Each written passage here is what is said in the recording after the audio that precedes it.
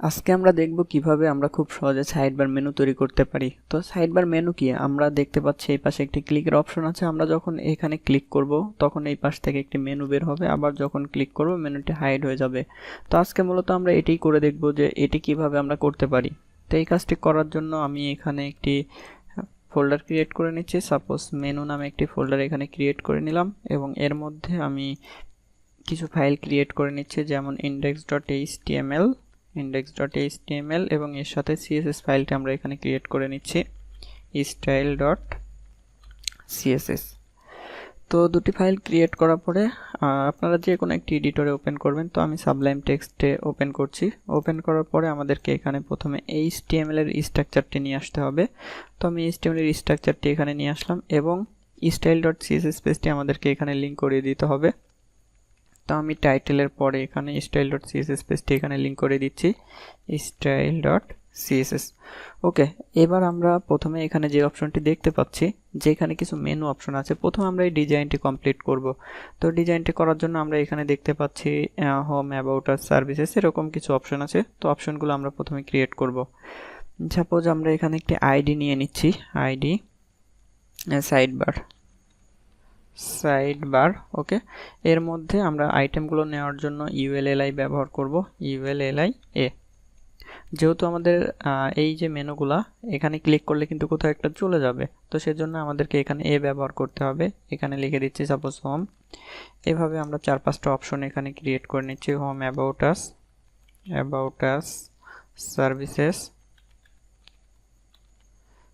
Services portfolio, contact us.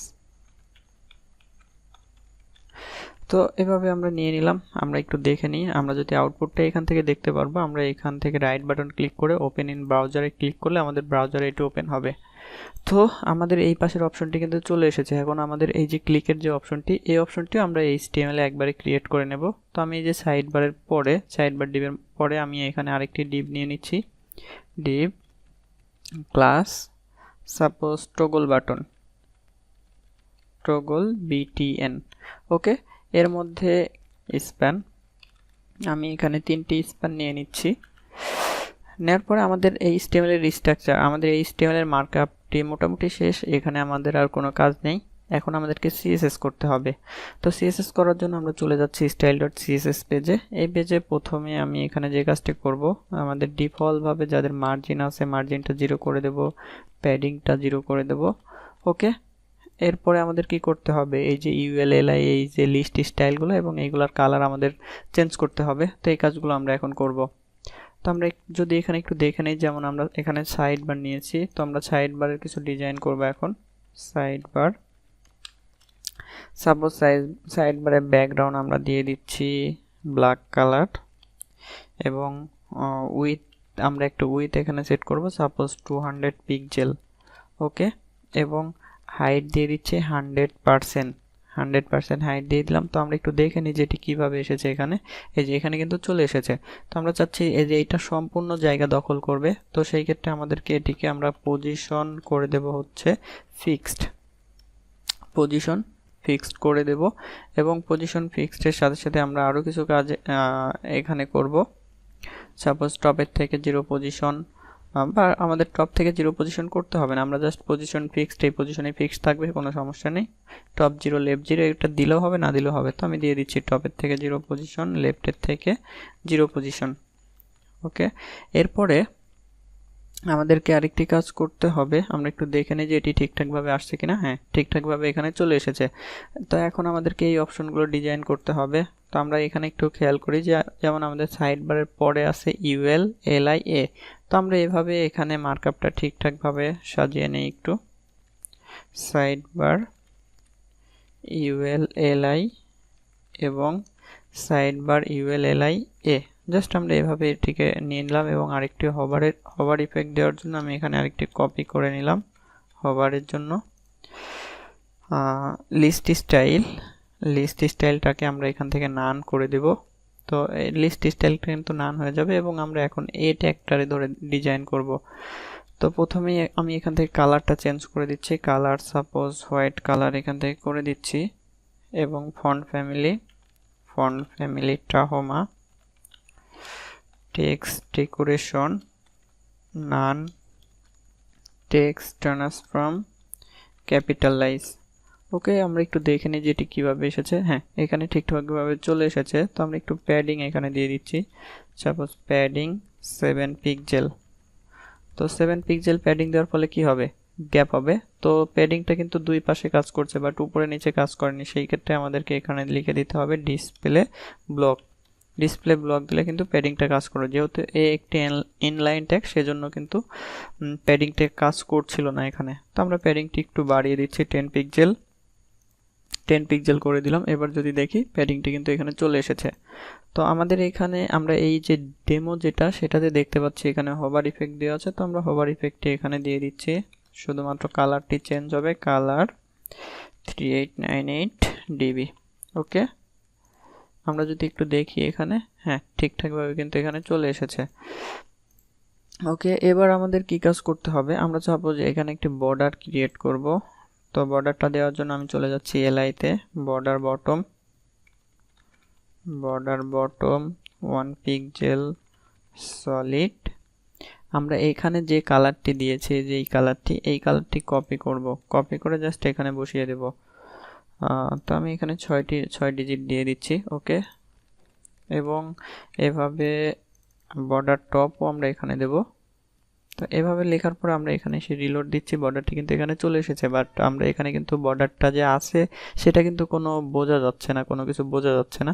তো আমরা একটু কাজ করব, আরেকটি কাজ করি, এখানে হোভার ইফেক্টটা আমরা চেঞ্জ করে দিচ্ছি একটু। সাপোজ আমরা এখানে করে দিচ্ছি সি, এভাবে দিয়ে দিলাম। হ্যাঁ, এবার ঠিকঠাক আছে। তো আমরা এখানে ইনস্পেক্ট এলাইনমেন্ট করব। ইনস্পেক্ট এলাইনমেন্ট করে আমরা যেহেতু এলআইতে এখানে বর্ডার ক্রিয়েট করেছি, তো আমরা এখানে বর্ডার টপ এবং বর্ডার বটম দুটি অপশন এখানে আমরা নিয়েছি। তো এখানে আমরা কি করব, প্রথম যে ভ্যালুটা আছে সেটা আমরা উপরের দিকে যে পরিমাণ বাড়াবো, দ্বিতীয়টা আবার নিচের দিকে সেই পরিমাণ কমাবো। তো আমি এটিকে বাড়াচ্ছি কিবোর্ডের অ্যারে প্রেস করে, 1 2 3 4 5 6 7 8 9 10 11 12 13 14 15। জাস্ট আমি উপরেরটা 15টা উপরের দিকে বাড়াইলাম এবং নিচেরটা যেটা, সেটা এবার আমরা নিচের অ্যারো চেপে নিচের দিকে 15টা নামাবো। 1 2 3 4 5 6 7 8 9 10 11 12 13 14 15। তো আমরা এখানে দেখতে পাচ্ছি খুব সুন্দর একটি শেপ কিন্তু চলে এসেছে। তো মূলত এই কাজটি কিভাবে করতে হয়, যে ব্যাকগ্রাউন্ড কালার যেটি আছে বর্ডার, সেটি দিয়ে পরবর্তীতে ওই দুটি আপ ডাউন করে এই ইফেক্টটি তৈরি করতে হয়। তো আমাদের ইফেক্টটি এখানে খুব সুন্দরভাবে চলে এসেছে। এবার আমরা এখান থেকে এটিকে কপি করে আমাদের যেখানে দরকার সেখানে আমরা পেস্ট করে দেব। ওকে, তো আমাদের এই কাজটি কিন্তু হলো। এখন আমাদের কি করতে হবে, এখন আমাদেরকে এই অপশনটি বানাইতে হবে। তো এই অপশনটি বানানোর জন্য আমরা যদি এখানে একটু লক্ষ্য করি যে আমাদের এখানে টগল বাটন নামে একটি অপশন আছে। তো আমরা টগল বাটন নিয়ে এখন কাজ করব। তো আমি উপরের দিকে এখানে লিখছি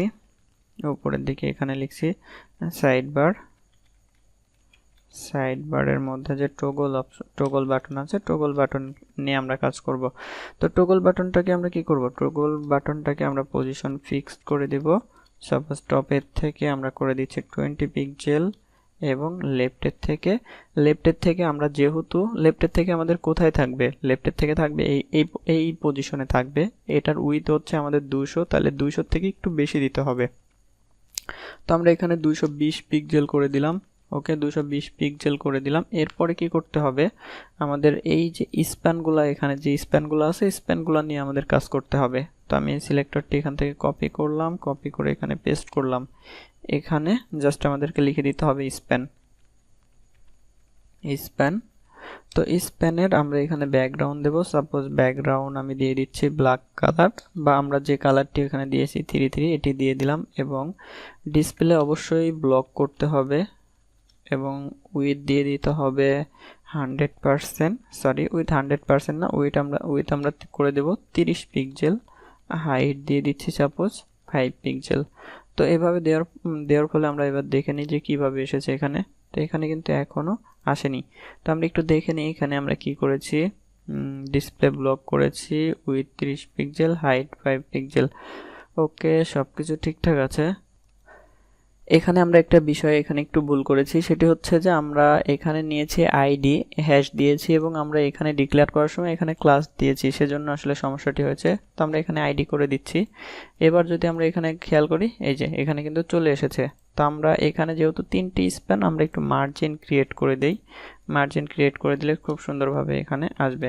তো মার্জিন 5 পিক্সেল এবং ডাইনে বামে 0, তো এভাবে করে দিলাম। এবার যদি আমরা লক্ষ্য করি যে এখানে কিন্তু এটি চলে এসেছে। তো আমরা কার্সরটা পয়েন্টার করে দেব। তো কার্সরটা আমি এখানে দিয়ে দিচ্ছি কার্সর পয়েন্টার। তো আমরা এবার দেখতে পারবো এটি পয়েন্টার আকারে চলে আসবে। এই যে পয়েন্টার আকারে চলে এসেছে। তো এটি এই অপশনটি নরমালি কি থাকবে, নরমালি কিন্তু এটি হাইট থাকবে, অর্থাৎ এই রকম অবস্থায় থাকবে। তো এই কাজটি প্রথমে আমরা করব। তো এটি হচ্ছে মূল সাইডবার। আমরা যদি সাইডবারকে, আমাদের সাইডবার কোথায়, এই যে সাইডবারকে যদি আমরা এখান থেকে -200 পিক্সেল করে দেই, সেই ক্ষেত্রে কি হবে, সে কিন্তু 200 পিক্সেল মাইনাস হবে, এদিক থেকে এদিকে চলে যাবে। আচ্ছা, আমরা একটু এখানে দেখে নিই আমরা এটিকে কি করেছি। আমরা এখানে পজিশন অ্যাবসোলুট ফিক্সড করেছি। তো পজিশন এখানে ফিক্সড না করে আমরা এখানে অ্যাবসোলুট করে দেব। তাহলে কি হবে, এটি কিন্তু এদিকে চলে যাবে। এই যে চলে গিয়েছে। আরেকটি কাজ করতে হবে, যখন আমরা এখানে ক্লিক করব তখন অ্যাক্টিভ নামে একটা ক্লাস অ্যাড হবে এবং তার কাজ হবে যে 0 পজিশনে নিয়ে আসা। তো আমরা এই যে সাইডবারের মধ্যে এখানে আরেকটি ক্লাস আমরা নিয়ে নিচ্ছি অ্যাক্টিভ, আর অ্যাক্টিভের আমরা লেফটের থেকে করে দেব 0 পিক্সেল। ওকে, 0 পিক্সেল করে দিলাম। এখন আমরা জাভাস্ক্রিপ্টের একটু কাজ করতে হবে এখানে, যে ক্লিক করলে এটি এদিকে চলে আসবে। তো এটি করার জন্য আমরা এই যে টগল বিটিএনে আমরা এখানে একটি অন ক্লিক নামের একটি মেথড আমরা এখানে অ্যাপ্লাই করব। তো এর মধ্যে আমরা একটি ফাংশন কল করব, সাপোজ টগল বিটিএন। ওকে, এই ফাংশনটি আমরা কল করাবো। তো এই ফাংশনটি এখন আমাদেরকে বানাতে হবে। তো আমরা এই ফাংশনটি একদম নিচের দিকে এখানে আমরা স্ক্রিপ্ট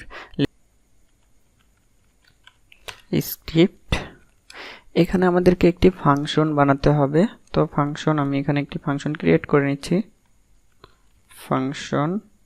আমাদের ফাংশনটির নাম হবে যে এটা। তো আমরা এখানে দিয়ে দিচ্ছি ফাংশন।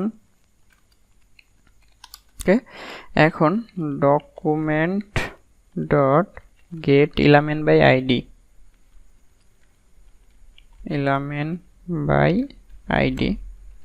তো আমাদের আইডিটা এখানে কি, আমাদের আইডিটা হচ্ছে এই যে সাইডবার আইডি।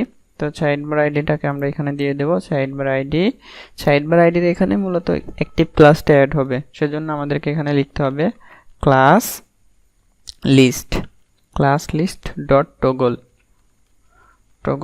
টগলের মধ্যে আমাদের কি দিতে হবে, টগলের মধ্যে দিতে হবে আমরা যে ক্লাসটি অ্যাড করতে চাচ্ছি। কোন ক্লাসটি, এই যে অ্যাক্টিভ ক্লাসটি। তো আমাদেরকে এই অ্যাক্টিভ ক্লাসটি এখানে বসিয়ে দিতে হবে। তো এবার যদি আমরা এখানে দেখি যে এটি কিভাবে এসেছে, এখানে যদি আমরা ক্লিক করি আমরা দেখতে পাচ্ছি এটি কিন্তু শো হচ্ছে এবং ক্লিক করলে হাইড হচ্ছে। তো এটিকে এখন আমরা স্মুথলি কিভাবে করা যায় সেটি দেখব। তো আমাদের এখানে শো হচ্ছে কোনটা, শো হচ্ছে সাইডবার। তো আমরা একটি কাজ করব, সাইডবার যেটি আছে সেটিকে আমরা ট্রানজিশন এখানে দিয়ে দেব, ট্রানজিশন সাপোজ দিয়ে দিচ্ছি 1 সেকেন্ড। ওকে, ট্রানজিশন 1 সেকেন্ড। এবার যদি আমরা এখানে ক্লিক করি স্মুথলি এখানে আসবে এবং ক্লিক করলে স্মুথলি হাইড হবে। খুব সুন্দরভাবে কিন্তু একটি হাইড হচ্ছে এবং শো হচ্ছে। তা আশা করি সবাই বুঝতে পেরেছেন যে কিভাবে আমরা একটি সাইডবার মেনু তৈরি করতে পারি। যারা আমার ভিডিওগুলো নিয়মিত দেখেন তারা অবশ্যই আমাকে কমেন্টের মাধ্যমে জানাবেন যে আমার ভিডিওগুলো আপনাদের ভালো লাগে কিনা এবং অন্যদের সাথে শেয়ার করবেন। এবং সেই সাথে নতুন যারা আমার ভিডিওটি দেখছেন তারা অবশ্যই আমার চ্যানেলটি সাবস্ক্রাইব করবেন। ধন্যবাদ।